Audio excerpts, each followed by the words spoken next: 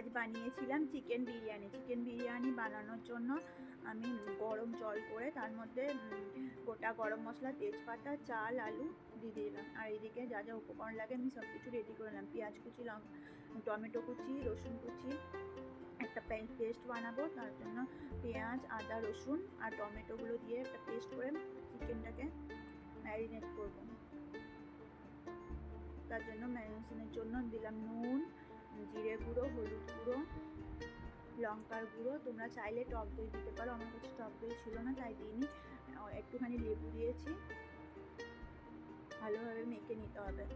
তারপর একটু সর্ষের তেল দিলাম, তো ভালোভাবে মেখে রেখে দিলাম। আর এদিকে আমি উষ্ণ গরম দুধের মধ্যে জাফরান আর মিঠা আতর ভিজতে দিয়ে দিলাম। এদিকে ভাতটা 60% হয়ে গেলে ছেঁকে নিতে হবে। তারপর কড়াইয়ে তেল চাপিয়ে আলুগুলো ভেজে নেব। আলু ভাজার পর দেখো ওর মধ্যে আমি পেঁয়াজ বেরেস্তাটা ভেজে নিলাম। পেঁয়াজ বেরেস্তা ভাজা হয়ে গেলে আমি চিকেনটা করে নেব। তার জন্য পেঁয়াজ দিয়ে দিলাম, একটু ভাজা ভাজা হয়ে গেলে চিকেনটা দিয়ে দিলাম। একটু ভালোভাবে কষাতে হবে। একটু ভালোভাবে কষিয়ে নিয়েছি। তারপর একটু গোলাপ জল, কেওড়া জল আর বিরিয়ানি মশলা যোগ করলাম।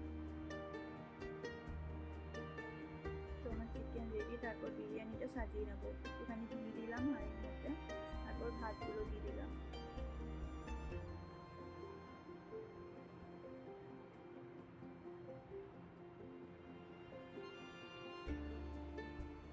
তারপর দিয়ে দেবো চিকেনটা। তো দেখো যেমনভাবে সাজাই, চিকেন দিয়ে দিলাম, তার সঙ্গে দিয়ে দেবো আলু,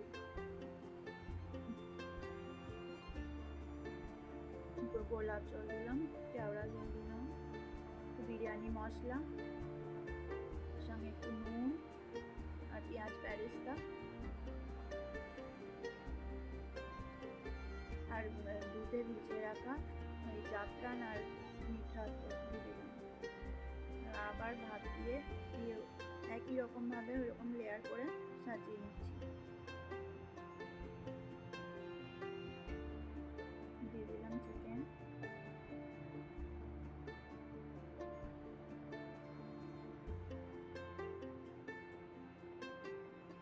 তারপর দিয়ে দিলাম আলু, তারপর পেঁয়াজ বেরেস্তা, তারপর বিরিয়ানি মশলা, একটুখানি ওই দুধে ভেজানো কেশর, গোলাপ জল, কেওড়া জল, তারপর লাস্টে দিয়ে দিলাম ঘি। তারপর এবার হাঁড়ির ঢাকনাটা ভালোভাবে বন্ধ করে দিলাম। আটা দিয়ে ভালোভাবে মুখটা চেপে দিলাম। 15 মিনিট পর আমি ঢাকনা খুললাম। দেখো বিরিয়ানি রেডি।